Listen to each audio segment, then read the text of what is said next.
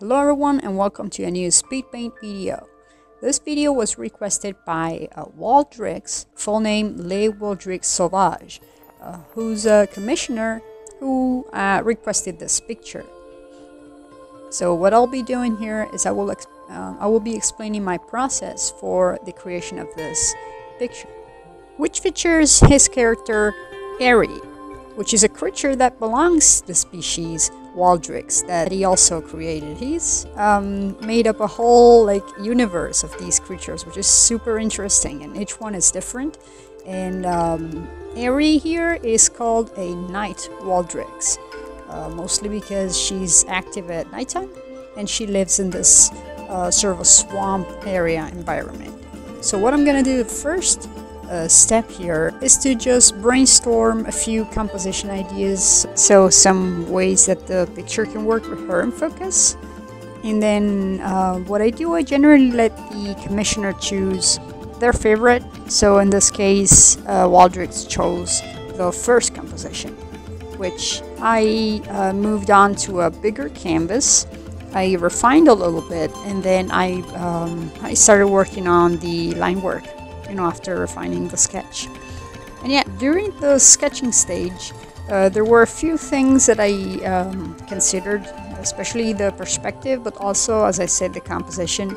So I used the rule of thirds to place Airy in a focus area, and I put the moon behind her, so that her face would be the most contrasted element on the canvas. And so it would get all of the attention, because there's going to be a lot of detail in the background, but I want the eyes of the viewer to focus on her specifically. So on doing the line art, I work on separate layers. Generally, I separate the character from the foreground, for example, and the background. So I create 3 layers of line art minimum. But for the large amount of detail in the background, especially the trees, I create multiple layers. Not exactly for each tree, but almost, is to make it as detailed as possible.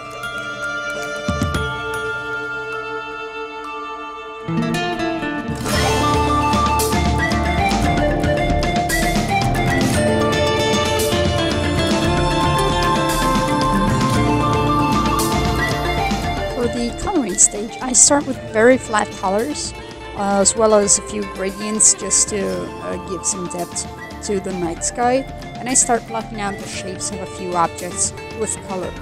Colors are not final at this point, they will be refined once I add the actual character's local colors, which you can see me do here. I have a reference of Airy, and I'm slowly adding in a few of her details and markings.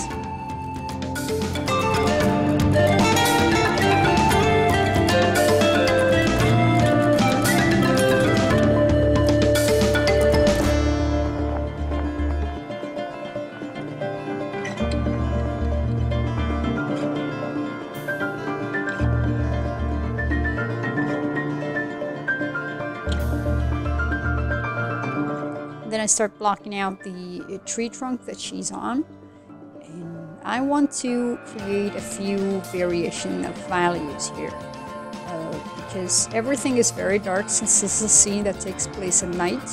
So I want to have a few visual differences, even if the background is not going to be the focus of the piece. And so I create trees with different values of brown and gray. Which reads as brown because because the scene is so dark and it's blue.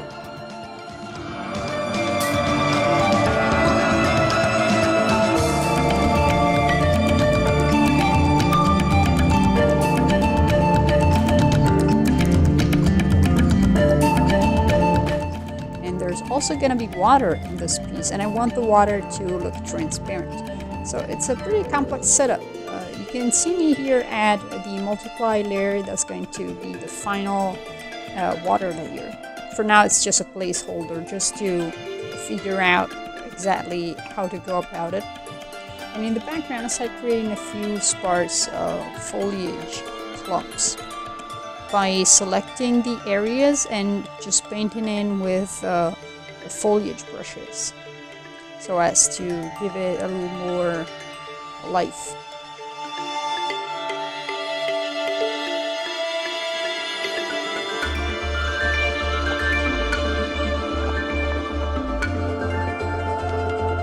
Also, what I do is I start creating a little fog effect just to separate the water at the front from the background. And now the next step is to shade Airy.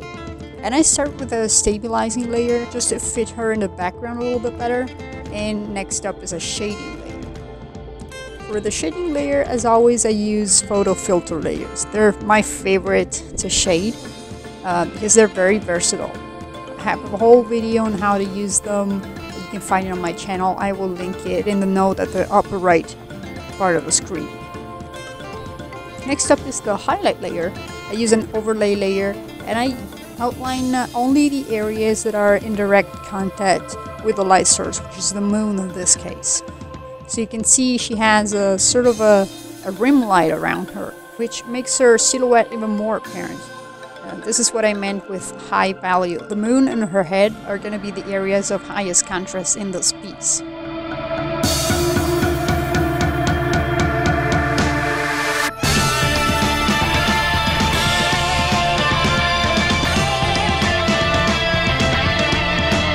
Next I move on to the trees and I reserve the same treatment to them.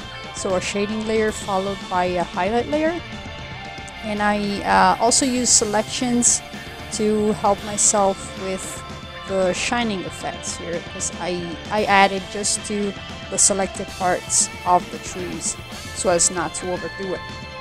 And see how everything starts popping nicely in the foreground and the background recedes? That's because the background is not as detailed and because it has less contrast. So I'm not going to focus too much on the contrast of the background because I want this receding effect. I like it. It's something that makes the piece feel more 3D.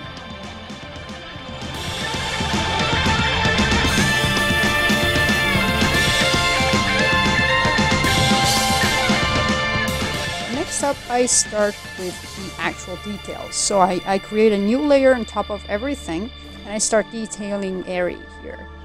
I add fur, I add scales, I add details to the eyes, and I add a few more shadows that got eaten up by the highlight layer. This is the most time-consuming step because I work very tediously and very meticulously on the details, and I especially do this for the character. The background is detailed, but again, the area of highest focus has to be the character, so the character gets special treatment. And I always pay attention to my light source, so the moon is going to illuminate her legs and her paws in a way that the light shines on specific areas. Also, her right or rear leg is going to recede in the background because it's more distant.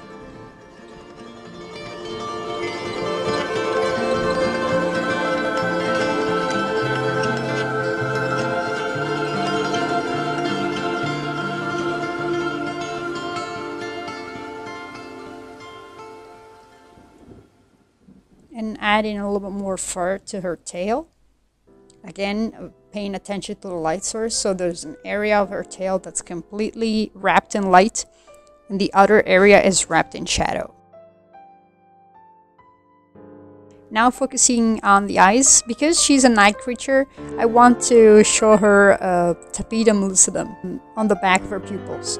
You know how when you shine a light in a cat's eyes, they light up? That's the same effect because the cat's eyes have a special layer at the back of them that lights up when light hits them and it makes them shine. It's usually a layer associated with animals that are nocturnal, such as Airy here. For the next step, I add foliage to the foreground, so I try to make it more detailed than the background in order, once again, to make it come forward and to make the background recede.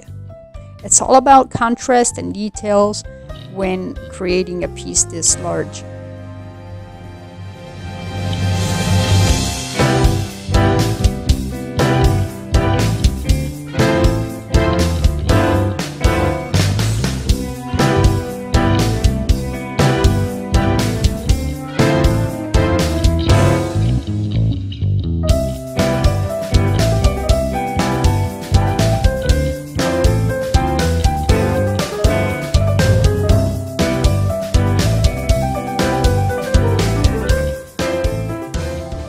up, I light up the foliage that's closest to the moon in the background so as to create a gradient of light.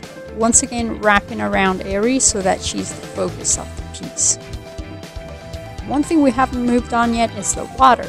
So here we go. I start with a ream of foam at the edge of the water, and then I follow up with a few shiny areas. And I also add a light that comes from the top of the piece, basically from the moon, rippling at the bottom.